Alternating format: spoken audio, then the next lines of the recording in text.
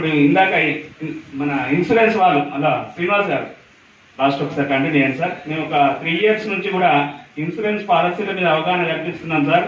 ఎందుకంటే ఈ మధ్య పనులేక చాలా మంది మా గోల్డ్ స్మిత్ వాళ్ళు హార్ట్ అటాక్ ప్రాబ్లం తోటి చనిపోవడం జరుగుతుంది. అయితే వాళ్ళు చనిపోయినప్పుడు ఇన్సూరెన్స్ లేకపోవడం వల్ల చాలా మంది కూడా ఆర్థికంగా నష్టపోతున్నారు. సో దీనికోసం టాటా ఏజీ వాళ్ళను వినిపించడం జరిగింది. వారు ఇంతకుముందు కూడా పెద్దపల్లి జిల్లా స్వర్ణకారుల సంఘం ఆధ్వర్యంలో జరిగిన మీటింగ్కి కూడా మమ్మల్ని ఇన్వైట్ చేయడం జరిగింది. సో ఎందుకు మమ్మల్ని ఇక్కడికి పిలిచారంటే శ్రీనివాస్ గారు, ఇవాళ రేపు ఒకటే ఫ్రెండ్స్, మనము ఇక్కడ ఉన్న వాళ్ళందరూ ఒక్కసారి వినండి, అంటే శ్రద్ధగా వినండి. మనందరం ఎవరైనా సరే మనము ఒక 3 లక్షల రూపాయలు సేవింగ్ చేయాలనుకుంటే ఎంత టైం పడుతుంది? అంటే మన ఫ్యామిలీ మెయింటెనెన్స్, మన పిల్లల చదువులు, ఇవన్నీ కూడా నెరవేర్చుకుంటూ మనం ఒక 3 లక్షల రూపాయలు పక్కకు పెట్టుకోవాలనుకుంటే, జమ చేసుకోవాలనుకుంటే ఎంత టైం పడుతుంది? ఎవరైనా ఒకరు చెప్పండి సార్. ఒక 2 years పడుతుందా? ఒక 2 years అయితే మినిమంగా పడుతుంది 3 లక్షల రూపాయలు మనం సేవింగ్ చేయాలంటే. మరి అంత కష్టపడి 2 years కష్టపడి సంపాదించినటువంటి డబ్బులు అనుకోకుండా ఒకరోజు ఏదైనా అనారోగ్యమో ప్రమాదమో జరిగి మనం హాస్పిటల్లో పడ్డారనుకోండి, హాస్పిటల్ పోతాయి కదా 2 lakhs అనేవి, 3 lakhs అనేవి. సో ఇలాంటి పరిస్థితి అనేది రావద్దు అన్న ఉద్దేశంతో సార్ మమ్మల్ని ఇన్వైట్ చేయడం జరిగింది. దానికి వారికి మా టాటా ఏఐజీ తరఫున కృతజ్ఞతలు తెలియజేస్తున్నాం శ్రీనివాస్ గారికి అండ్ వారి యొక్క ఆర్గనైజేషన్ కి. సో ముఖ్యంగా మనం హెల్త్ ఇన్సూరెన్స్ అనేది ఒక వ్యక్తికి ఎందుకు అవసరము, మన కంపెనీ ఏం కంపెనీ, మన కంపెనీ యొక్క పాలసీలు ఏమేమి ఫీచర్స్ ఉన్నాయి, ఇవన్నీ కూడా నేను మీకు ఇప్పుడు ఒక 10 నిమిషాల్లో నేను మీకు క్లియర్ గా చెప్తానండి. ఓకే, సో ఇందాక చెప్పాను, మనము సంపాదించుకున్న డబ్బులు హాస్పిటల్ పాలు కావద్దు అనుకుంటే మనకు హెల్త్ ఇన్సూరెన్స్ అనేది కంపల్సరీ అవసరం. అవునా కదా? సో ఎందుకంటే మనం కష్టపడి సంపాదించుకున్న డబ్బులు హాస్పిటల్లో పోతాయి. సరే, మరి మనం సంపాదించలే, మనం ఎంతో చిన్న జీతం, ఆడికి నెల గడుస్తుంది, మరి ఏం కావాలి? అప్పు చేస్తాం, అప్పుల పాలవుతాం. లేదా అప్పు లేకుండా ఉన్న భూములు ఇల్లు ఏమైనా ఉంటే అమ్ముకుంటాం. ఎందుకంటే ఇవాళ రేపు హాస్పిటల్కి వెళ్తే లక్షల్లో బిల్లు అవుతున్నాయి. చాలా మంది కూడా తన తండ్రులు తాతలు సంపాదించినటువంటి ఆస్తులు కూడా అమ్ముకున్నారు హాస్పిటల్ ఖర్చుల కోసం, అప్పుల పాలయ్యారు. సో ఇవన్నీ ప్రాబ్లమ్స్ రావద్దు అనుకుంటే హెల్త్ ఇన్సూరెన్స్ అనేది కంపల్సరీ. సో ఇంకొకటి, ఇప్పుడు మన భార్య పిల్లలకి ఏదైనా అయిందనుకోండి, మన ఎవరి దగ్గరైనా వెళ్ళి కాళ్ళు మొక్కైనా సరే వాళ్ళ దగ్గర డబ్బులు తీసుకొచ్చి మన వాళ్ళని బ్రతికించుకోవడం కోసం హాస్పిటల్లో డబ్బులు కడతాం. అవునా కదా? మరి డబ్బులు సంపాదించే మనమే బెడ్ మీద ఉన్నాం అనుకోండి, అప్పుడు మన భార్య పిల్లలు ఎటువంటి పరిస్థితులు ఎదుర్కొంటారు? అంటే అనవసరమైన వాటికి కూడా మనము కస్టమర్ అనేది డబ్బులు ప్రీమియం అనేది చెల్లించేవాడు. ఫర్ ఎగ్జాంపుల్, ఇప్పుడు ఒక ఫ్యామిలీ ఉంది, ఆ ఫ్యామిలీకి ఆల్రెడీ అతనికి పెళ్ళైంది, 2 పిల్లలు ఉన్నారు. సో వాళ్ళకి మళ్ళీ మెటర్నిటీ అనేది ఆప్షన్ వాళ్ళకి అవసరం లేదు. బట్ ఇంతకుముందు ఉన్నటువంటి మెడికేర్ ప్రీమియర్ పాలసీలో ఆ మెటర్నిటీ ఆప్షన్ కూడా ఉండడం వల్ల ప్రీమియం అనేది ఎక్కువ రేట్ అనేది ఉండడం జరిగింది. సో అందువల్ల మన కంపెనీ ఆలోచించి కస్టమర్కు ఏమేమి ఫీచర్స్ అవసరమో అవే సెలెక్ట్ చేసుకునే విధంగా కొత్త పాలసీ అనేది తీయడం జరిగింది. ఆ కొత్త పాలసీ పేరే మెడికేర్ సెలెక్ట్. ఓకే, సో ఇందులో ఏమేమి ఫీచర్స్ ఉంటాయి? మామూలుగా మనం పాలసీ తీసుకున్న తర్వాత ఇందులో మీకు ఒక వెయిటింగ్ పీరియడ్ చెప్పాలి. ఏ కంపెనీ అయినా సరే మనకు వెయిటింగ్ పీరియడ్స్ అనేవి ఉంటాయి. అంటే ఫర్ ఎగ్జాంపుల్, ఇప్పుడు మనకు బ్యాంక్స్ అన్ని కూడా RBI rules and regulations guidance ప్రకారము మన బ్యాంకులన్నీ ఉన్నాయి. అదేవిధంగా మన దేశంలో ఉన్నటువంటి అన్ని ఇన్సూరెన్స్ కంపెనీలకు ఒక అథారిటీ ఉంటుంది, ఐఆర్డిఏ అనేది ఉంటుంది, గవర్నమెంట్ సంస్థ. సో ఈ IRDA rules and regulation and guide lines ప్రకారమే ఈ ఇన్సూరెన్స్ కంపెనీలన్నీ కూడా వాటి యొక్క ఫీచర్స్ కానీ ప్లాన్లు కానీ అన్ని కూడా రూపకల్పన అనేది చేయాలి. సో దానిలో భాగంగానే ఈ వెయిటింగ్ పీరియడ్స్ అనేవి ఉన్నాయి. అంటే మనం హెల్త్ ఇన్సూరెన్స్ పాలసీ తీసుకున్నాక ఎంబడే నాకు అన్ని వస్తాయి, అన్ని ట్రీట్మెంట్లకు నేను చేసుకోవచ్చు అనేది ఉండదు. సో మనం పాలసీ తీసుకున్నాక మనకు day 1 నుంచి కవర్ అయ్యేది యాక్సిడెంటల్ గా జరిగే వాటికి మాత్రం కవర్ అవుతుంది. అంటే ఇంట్లో జారి పడడం కానీ, బయట పడడం కానీ, యాక్సిడెంట్ కానీ, కరెంట్ షాక్, అగ్ని ప్రమాదము, ఎద్దు పొడవడం, పాము కుట్టడం, ఇలాంటివి అనుకోకుండా జరిగే ప్రమాదాల వల్ల హాస్పిటల్లో జాయిన్ అయితే వాటికి క్లెయిమ్ అనేది వస్తుంది.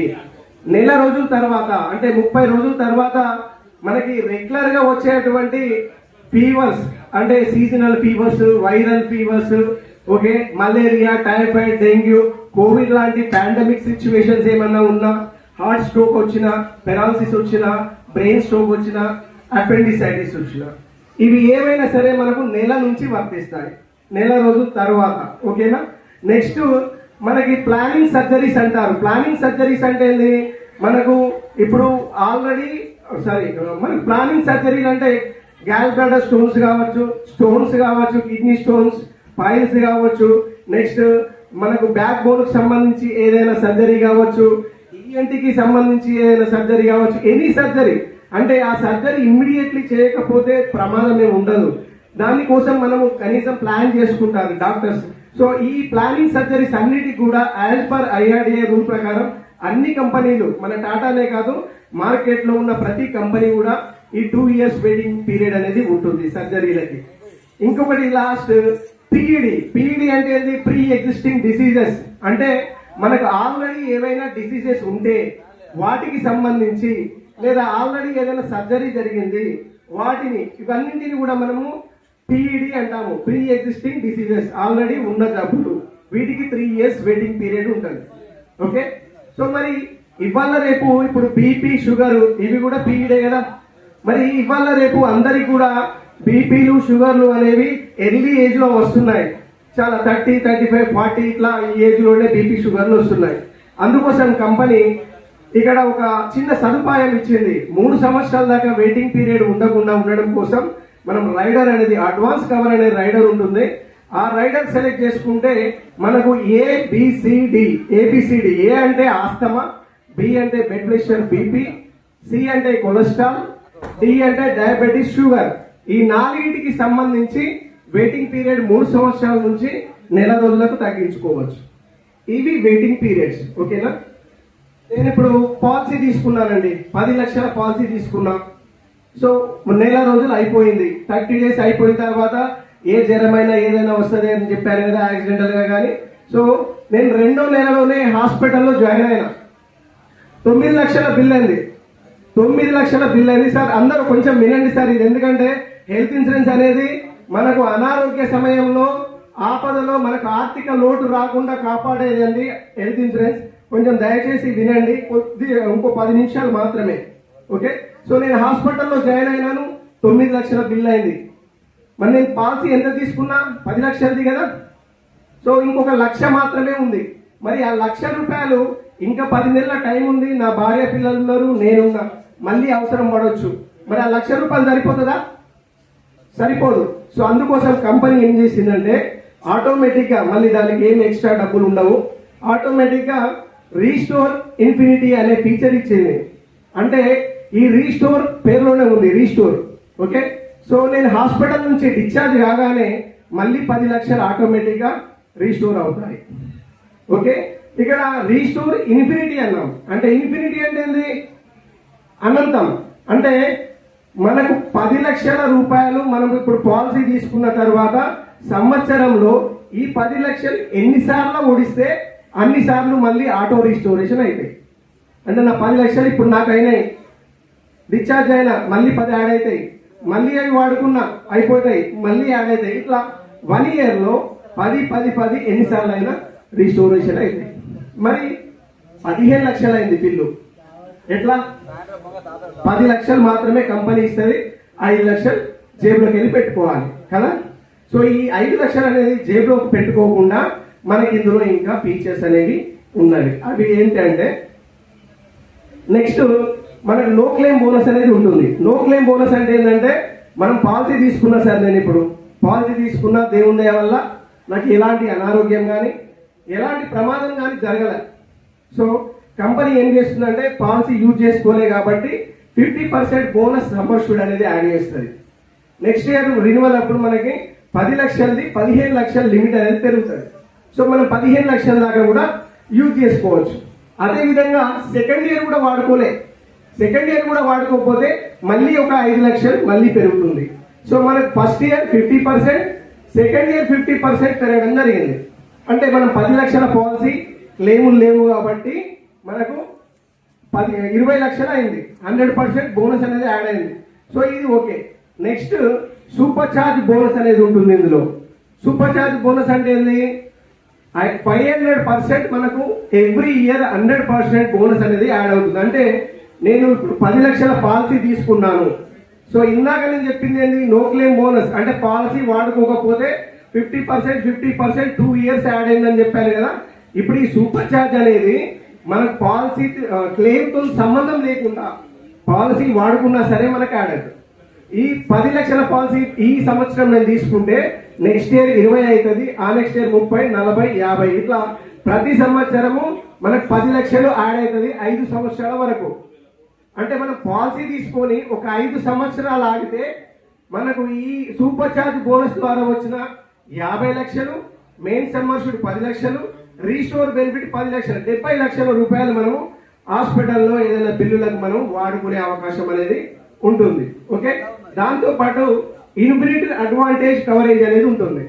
ఇన్ఫినిటీ అడ్వాంటేజ్ కవర్ అనేది ఏంటంటే మనకు 10 లక్షల పాలసీ తీసుకున్నా సరే ఆ కస్టమర్ లైఫ్ లో ఒకసారి, అంటే పాలసీ లైఫ్ టైంలో ఒకసారి అన్లిమిటెడ్ క్లెయిమ్ అనేది ఇస్తాం.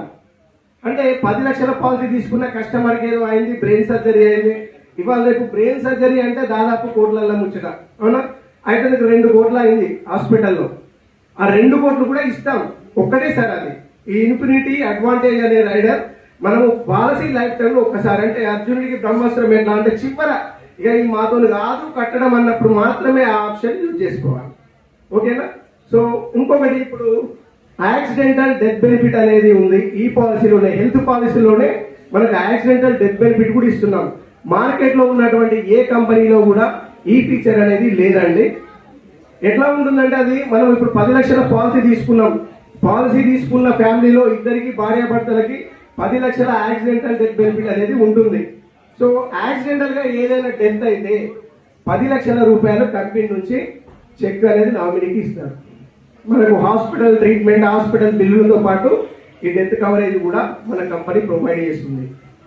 సో అదే విధంగా ఆర్గాన్ డోనర్ అనే ఫీచర్ ఉందండి. ఆర్గాన్ డోనర్ అంటే ఏంటి? ఇప్పుడు మన కిడ్నీ ట్రాన్స్ప్లాంటేషన్ ఉంది, లివర్ ట్రాన్స్ప్లాంటేషన్ ఉంది.